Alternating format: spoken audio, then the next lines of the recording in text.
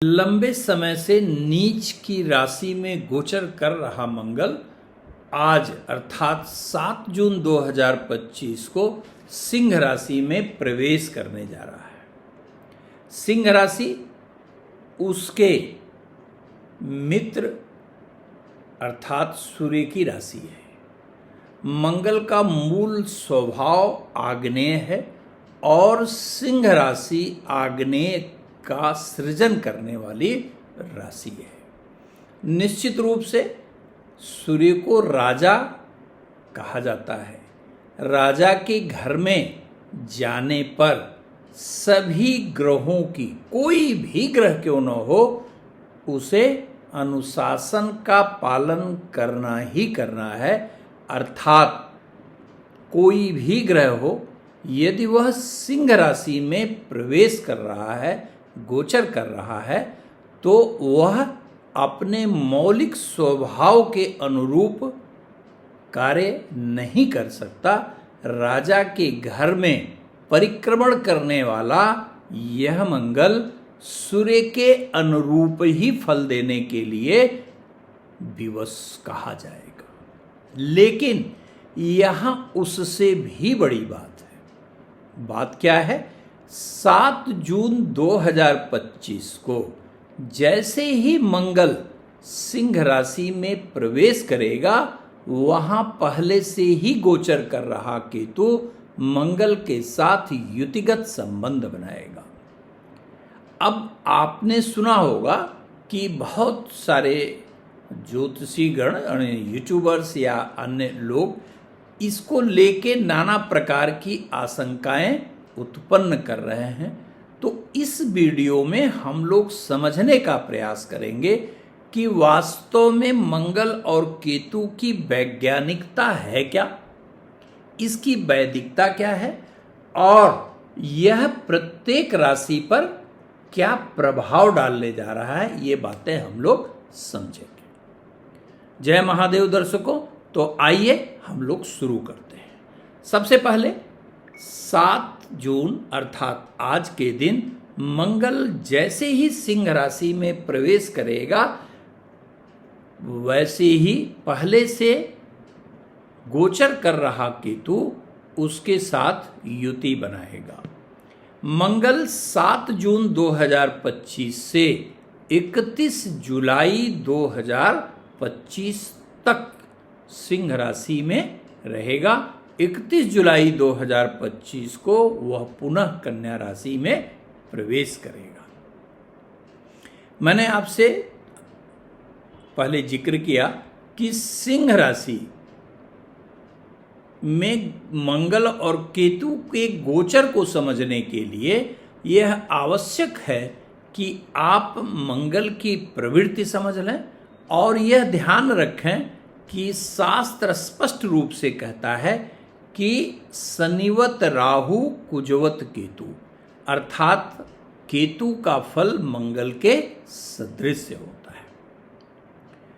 अर्थात ये दोनों ही जैसे ही सिंह राशि में गोचर करेंगे, वैसे ही मंगल और केतु की दशा से जो लोग गुजर कर रहे हैं, जैसे यदि किसी जातक की मंगल की महादशा, अंतरदशा, प्रत्यंतर दशा, सूक्ष्म दशा या प्राण दशा चल रही है या केतु की दशा चल रही है, तो निश्चित रूप से ऐसे जातकों पर प्रभाव विशेष कहा जाएगा। ठीक यदि हम राष्ट्रीय परिप्रेक्ष्य में देखें तो भारत का उदय के समय लग्न वृषभ था और जन्म कालिक कर्क राशि थी। तो राशि से द्वितीयस्थ मंगल और केतु का गोचर निश्चित रूप से अच्छा नहीं कहा जाएगा। आर्थिक रूप से भी नकारात्मकता जन्म लेगी। भारत की संप्रभुता यद्यपि सुरक्षित रहेगी, लेकिन यह उसमें ग्रहण लगाने का निश्चित रूप से कार्य करेगा। शासक के प्रभाव क्षेत्र में निरंतर गिरावट आपको देखने को मिल सकता है। लेकिन विषय राष्ट्रीय परिप्रेक्ष्य में इस समय नहीं है, इसलिए हम इस विषय को छोड़ते हैं और आपसे सीधा हम दो मौलिक विषय बताकर प्रत्येक राशि पर हम लोग प्रभाव जानने का प्रयास करते हैं। पहली बात कि सूर्य की राशि में, जैसा मैंने कहा कि प्रत्येक ग्रह जो गोचर करता है वह निश्चित रूप से अनुशासन के अधीन कार्य करता है, न केवल बल्कि वह अपने स्वभाव के अनुरूप कार्य नहीं कर पाता। इसीलिए आपने यदि ज्योतिष में थोड़ा भी इंटरेस्ट हो आपका, तो सिंह राशि में कोई भी ग्रह अगर जाए तो उसे सिंहस्थ कहा जाता है, यानी मंगल सिंहस्थ अवस्था में है। यद्यपि कि सूर्य भी आग्नेय तत्व का संचालन करता है और मंगल भी, लेकिन यहाँ पर मंगल अपने स्वभाव के अनुरूप कार्य नहीं कर पाता, उसे सूर्य के अनुशासन में ही कार्य करना है। इसीलिए मंगल को यहाँ पर थोड़ा दुर्बल माना जाता है सॉरी। लेकिन केतु की उपस्थिति के कारण, केतु का अपना कोई स्वभाव नहीं, उसकी अपनी कोई कैरेक्टरिस्टिक्स नहीं, तो जहाँ पर यह बैठा हुआ है, अर्थात यहाँ पर केतु 7 जून से लेके 31 जुलाई 2025 तक, यदि आपकी जन्म कुंडली में मंगल मजबूत अवस्था में बैठा हुआ है या मंगल योगकारी अवस्था में बैठा हुआ है, तो निश्चित जानिए कि 7 जून से 31 जुलाई तक का समय आपके लिए अविस्मरणीय होगा। कठिन से कठिन कार्य में भी आपको सफलता मिलेगी, मान सम्मान बढ़ेगा, आपके नए आर्थिक स्रोत का सृजन होगा, शत्रु पराजित होंगे। यदि कोई अदालती मुकदमा है तो निश्चित रूप से आप विजयी होंगे, इसमें कोई संदेह नहीं है, ये बिल्कुल जान लीजिए। लेकिन यहां समझने के लिए दर्शकों ये ध्यान रखिएगा कि जो भी चर्चा मैं कर रहा हूं आपसे, ये चंद्र राशि के आधार पर कर रहा हूं, न कि हम लग्न पे कर रहे हैं। मैं गोचर का अर्थ ही होता है चंद्रमा से ग्रहों की स्थिति। पहली बात ये ध्यान रखेंगे, और दूसरी बात ये ध्यान रखिएगा कि मंगल और केतु के युतिगत संबंध के कारण जून यानी 15 जून से लेके जुलाई में लगभग 14-15 जुलाई तक जब सूर्य मिथुन राशि में गोचर करेगा, तो उस समय आपका नेचुरल टेम्परामेंट बढ़ सकता है, अर्थात क्रोध आ सकता है, आपको रिस्की इन्वेस्टमेंट की तरफ टेंडेंसी जा सकती है, आपकी ईगोइज्म बढ़ने के कारण आपके संबंधों में भी नकारात्मकता आ सकती है। ठीक है, तो पूरे समय रिजल्ट आपको मंगल की कारकता अकारकता और जन्मकालिक केतु की भावगत स्थिति पर निर्भर करेगा। लेकिन यहाँ संक्षेप में मैं आप प्रत्येक राशि के बारे में जरूर उल्लेख कर दूं कि क्या परिणाम आपको प्राप्त हो सकता है। तो इस क्रम में सबसे पहले हम लोग मेष राशि पर बात करेंगे। लंबे समय से मंगल की मार्गी अवस्था, मंगल की वक्री अवस्था के कारण निश्चित रूप से मेष राशि से, अर्थात जिस राशि का स्वयं अधिपति ही मंगल है, उस अधिपति के लंबे समय के गोचर में नीच का होने के कारण बहुत से कार्य आपके रुके हुए हैं। अथक प्रयास के बावजूद भी कार्य में सफलता आपको नहीं मिल पाई है। वाद विवाद की स्थिति भी कई बार आई है, लेकिन अब इन सब नकारात्मकता से आपको छुटकारा मिलने वाला है। यदि नौकरी कर रहे हैं तो निश्चित रूप से नौकरी में उत्थान अर्थात प्रोन्नति की संभावना कही जाएगी। यदि आप बेरोजगार हैं तो रोजगार का सृजन करेगा, रोजगार आपको दिलाएगा, मान सम्मान भी बढ़ाएगा। लेकिन मंगल और केतु की युति आपकी राशि से पंचम भाव में हो रही है, जिसके कारण संतान को लेके पीड़ा हो सकती है। न्यूली वेडेड कपुल हैं, अगर आप फैमिली प्लानिंग करना चाहते हैं तो थोड़ा सा 31 जुलाई तक रुकिए, क्योंकि यह गर्भ धारण के लिए बेहतर समय नहीं कहा जाएगा। इसमें अधिकांशतः मिसकैरेज होने की संभावनाएं बनेंगी। यदि आपके संतान युवा हैं तो मानसिक मतभेद की स्थिति उत्पन्न हो सकती है। किसी बात को लेके संतान से इतना दुराव बढ़ सकता है कि संतान और आप दोनों अलग अलग रह सकते हैं। सारांश रूप में आप ये समझें कि भौतिक उपलब्धियों के लिए यह समय बेहतर कहा जाएगा, पूर्व की तुलना में बहुत ही बेहतर कहा जाएगा। लेकिन हैप्पीनेस, इनर कोर की हैप्पीनेस के लिए आपको निश्चित रूप से उपाय करना होगा, अपने टेम्परामेंट को कंट्रोल रखना होगा और संतान से बिल्कुल वाद विवाद से बचना होगा। और यदि आप कहीं रिलेशनशिप में हैं तो अपने साथी के मनोभावों के अनुरूप यथासंभव आचरण करने का प्रयास अवश्य करेंगे, अन्यथा संबंध टूट सकता है।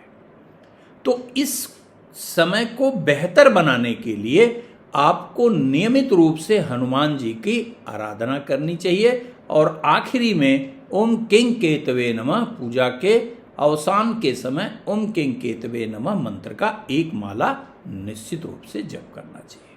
और यदि आपकी जन्मकालिक वृषभ राशि है तो राशि से चतुर्थस्थ मंगल और केतु की युति निश्चित रूप से आपके लिए अच्छी संकेत लेके नहीं आ रही है। अनावश्यक आपको एक तो प्रत्येक कार्य में नकारात्मकता महसूस करा सकता है, चलते हुए कार्य में रुकावटें पैदा करेगा।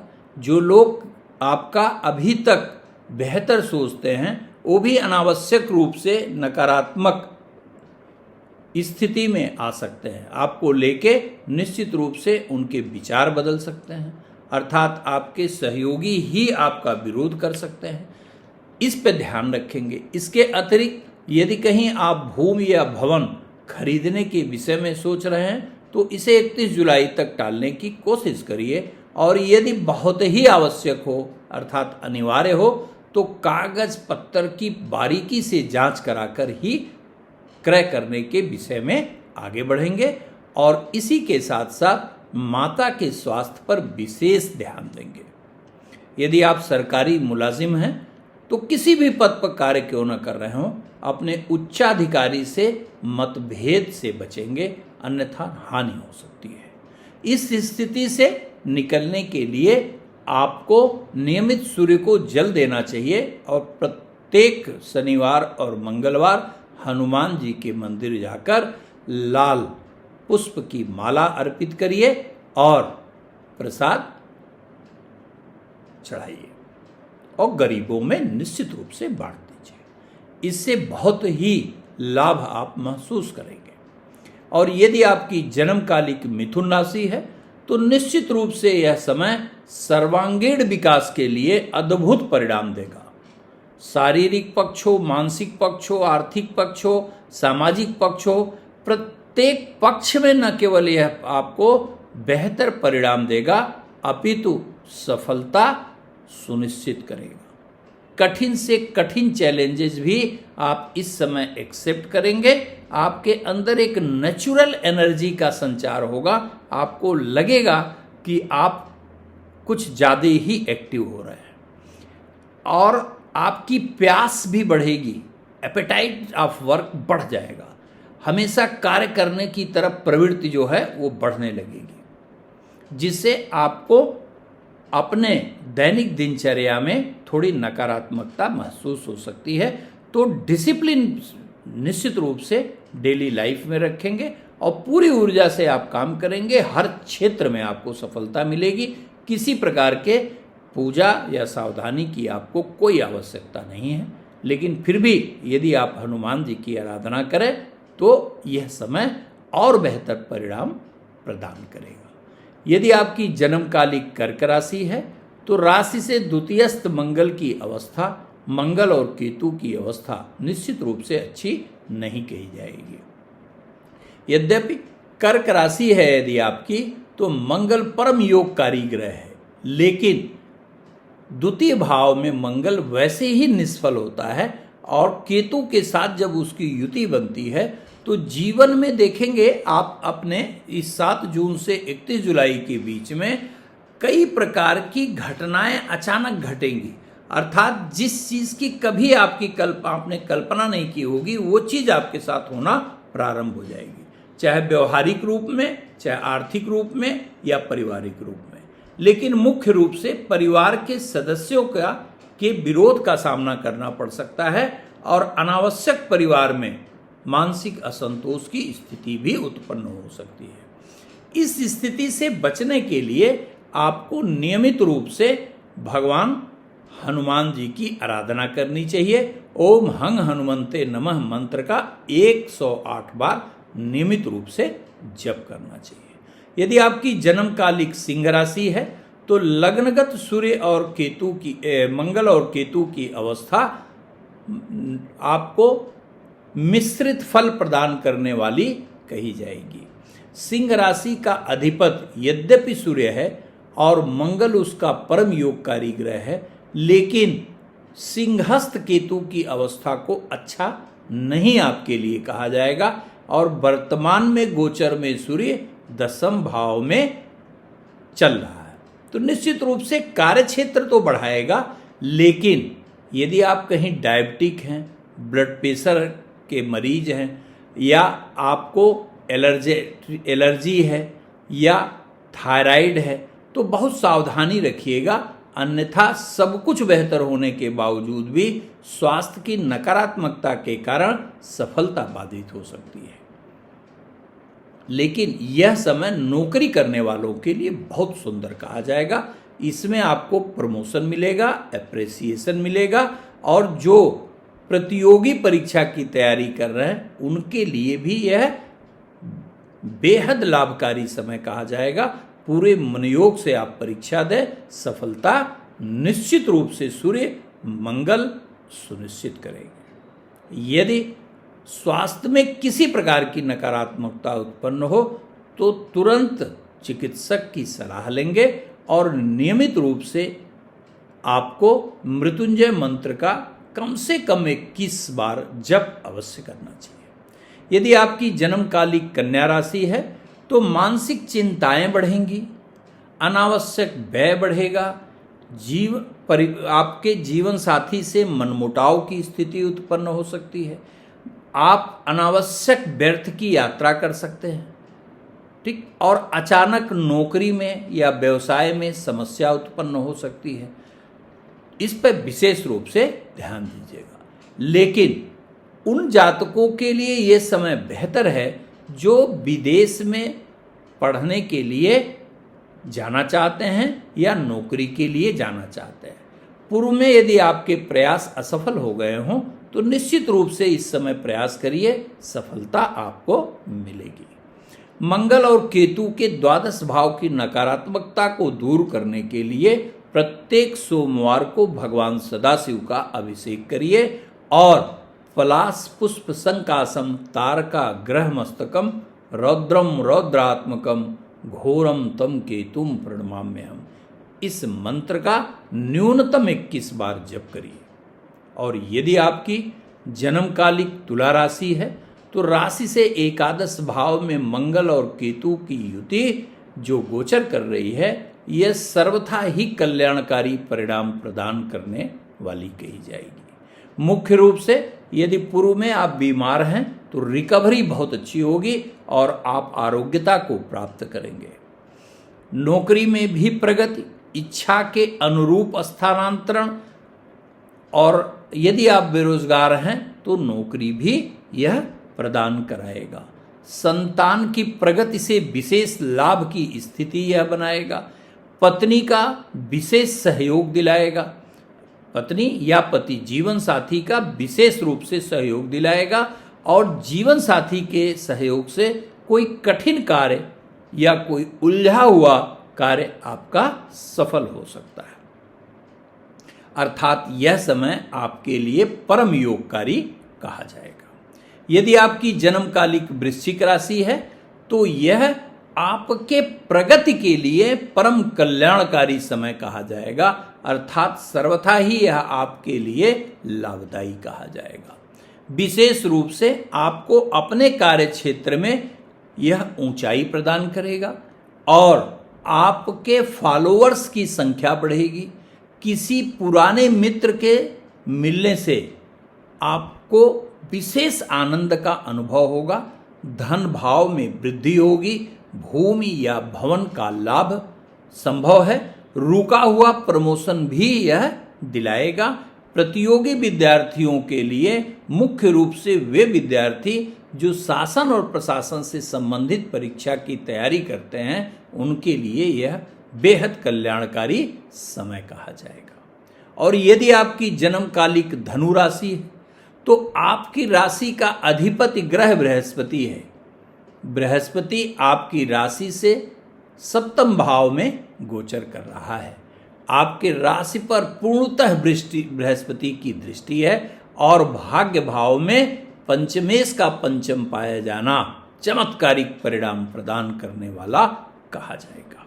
अर्थात यदि हम संपूर्ण राशियों की बात करें तो धनु राशि इस समय पूर्ण रूप से न केवल मंगल और केतु के शुभ भावगत स्थिति में कल्याणकारी परिणाम प्रदान करेगी, अपितु बृहस्पति का गोचर उस परिणाम को कई गुना बढ़ाने की स्थिति में आएगा। राशि का परम मजबूत हो जाना यह आपके सफलता का परम संकेत है। अर्थात धनु राशि के सभी हमारे दर्शक इस समय अपने इच्छा के अनुरूप, अपनी कामना के अनुरूप सफलता प्राप्त करने में सफल कहे जाएंगे। और यदि आपकी जन्मकालिक मकर राशि है तो आपको सावधान रहना होगा। 31 जुलाई 2025 तक राशि से अष्टम भाव में गोचर करने वाला मंगल और केतु अचानक धन का व्यय करा सकता है। पारिवारिक विवाद की स्थिति उत्पन्न कर सकता है। जीवन साथी से मनमुटाव की स्थिति उत्पन्न हो सकती है।